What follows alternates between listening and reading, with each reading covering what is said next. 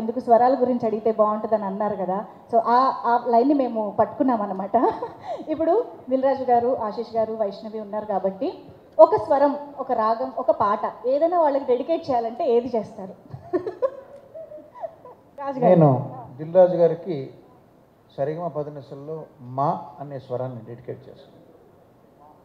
మా అంటే మనీ. ఓ perfect sir. ఆశీష్కి స్వరం డెడికేట్ చేయను కానీ సాహిత్యాన్ని డెడికేట్ చేస్తాను. ఓకే. ఎందుకంటే నేను సాని సాలాగా, షాని షాలాగా, షాని షాలాగా పలికే తెలుగు వాళ్ళు అంటే నాకు కొంచెం ఎక్కువగా ఇష్టం. బట్ నేను ఇక తెలుగు రాని వాటిలాగా బిహేవ్ చేయదలుచుకున్నా. ఆశీష్, ఈ సినిమా చక్కటి విజయం సాధించాలని ఆశిస్తున్నాను. వర్డ్ ప్లే అంటే కీరవాణి గారి తర్వాతే వైష్ణవి సార్. వైష్ణవి నాగదేవత. వైష్ణవి ఏంటి లవ్ మీ ఇఫ్ యూ డేర్తో చాలా చక్కగా నీ నటన పటిమ చూపించావు. So kill me if you లవ్లో ఇంకా నీ విశ్వరూపం చూపిస్తామని, దానికి నేనే మ్యూజిక్ చేయాలని నేను కోరుకుంటున్నాను. ఇదేదో కొత్త న్యూస్ లాగా ఇంట్రెస్టింగ్గా ఉంది ఇది. ఓకే, మేము వెయిట్ చేస్తూ ఉంటాం సార్ ఆ కబురు కోసం. ఎనీవే, సో సార్ ఎందుకంటే నువ్వు అందులో ఇంకొక పాట పాడుతున్నావు కాబట్టి, సరిగమలు అన్నారు కాబట్టి, సరిగమ పదనిసలు తెలియని సంగీత దర్శకుడు ఉంటాడేమో కానీ నాన్ లీనియర్ నేరేషన్ అంటే తెలియనటువంటి డైరెక్టర్ ఉండడు. అటువంటిది అరుణ్ భీమవరపు ఈ సినిమాలో నాన్ లీనియర్ నెరేషన్కి ఒక కొత్త నిర్వచనం, చాలా డీప్గా వెళ్ళిపోయాడు.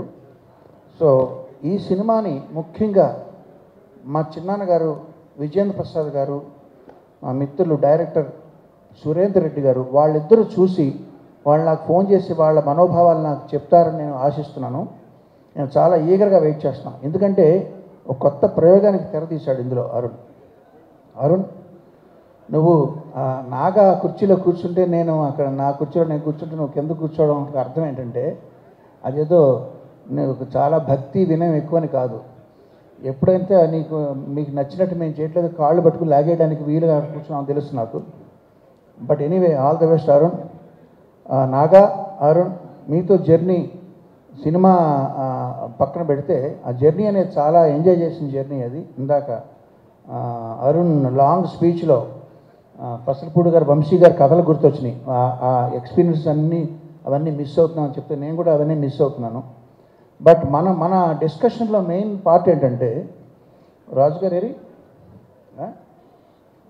సరే రాజుగారు లేకుండా ఉంటాను బెటర్. ఇక్కడ వీళ్ళు అది బాగోలేదండి, ఇలా చేయండి, ఇది బాగోలేదు, అలా చేయండి అనే ఆ డిస్కషన్స్లో ఏమయ్యా నువ్వేమో నాగార్జున, అర్జునుడేమో బాణాలతో నన్ను కొడుతున్నాడు, ఏంటి అరుణ్ భీమవరపు, భీముడేమో గలతో బాధేస్తున్నాడు, ఎవరి డెసిషన్ ఇక్కడ ఫైనల్ అంటే వీళ్ళు అన్నారు.